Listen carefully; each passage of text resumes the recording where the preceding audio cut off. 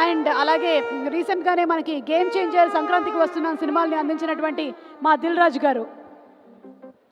అంటే ఆల్రెడీ 10 అయిపోయింది కదా, అందుకని ఇద్దరిద్దరినగా ముగ్గురుగా పిలిచేసి ఈ మధ్య ఒక చరిత్ర సృష్టించిన దిల్ రాజు. అంటే ఒక సినిమా ఎలా ఇచ్చి ఒక సినిమాని ఎక్కడికో తీసుకెళ్ళి మళ్ళీ ఇన్కమ్ ట్యాక్స్ని ఇన్వైట్ చేసి రకరకాలు చేశాడు ఒక వారంలో. మాట్లాడు. అందరికి నమస్కారం. అందరూ సినిమా గురించి చెప్పారు కాబట్టి చాలా సింపుల్గా చెప్పడం రైట్.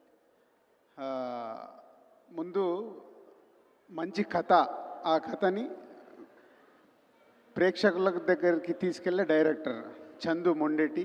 తన ప్రీవియస్ సినిమాలు చూస్తేనే ఎంత ఇంట్రెస్ట్ క్రియేట్ చేస్తాడనేది చూసాం. తనకు తోడైన technicians, DOP and Devi and editor and art director, ఇలా అందరు సరి అయిన టీం. దానికి స్ట్రాంగ్ వాసు చెప్పాడు, ఆర్య దగ్గర నుంచి జర్నీ చేస్తూ ఒక టేస్ట్ ఉన్న ప్రొడ్యూసరు అయి మంచి మంచి సినిమాలు తీస్తున్న ప్రొడ్యూసర్. ఆ ప్రొడ్యూసర్కి ఒక కట్టె పట్టుకొని ఎప్పుడు నిలబడతారు అరవింద్ గారు. ఏమ్మా సినిమా కరెక్ట్ వస్తుందా ఏంటి చూస్తున్నారన్న రచ్చ చూస్తూ, ఎందుకంటే ఆర్య అప్పుడే నేను చూశాను, నాకు తెలుసు అప్పుడు నన్ను ఎలా గైడ్ చేశారని.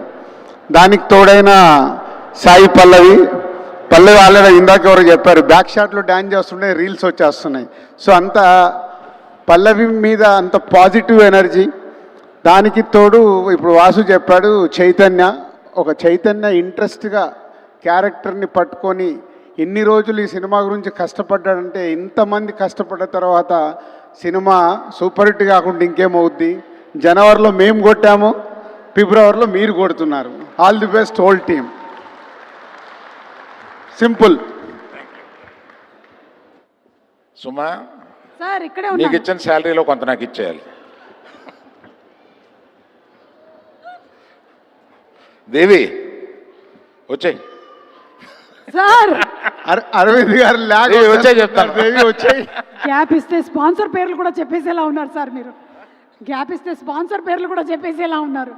దేవి గారిని సాధారణంగా వేదిక మీదకి ఆహ్వానించేస్తున్నాము. మొన్నటి వరకు పుష్పరాజ్, ఇప్పుడేమో తండేల్ రాజ్, అక్కడేమో శ్రీవల్లి, ఇక్కడేమో బుజ్జి తల్లి.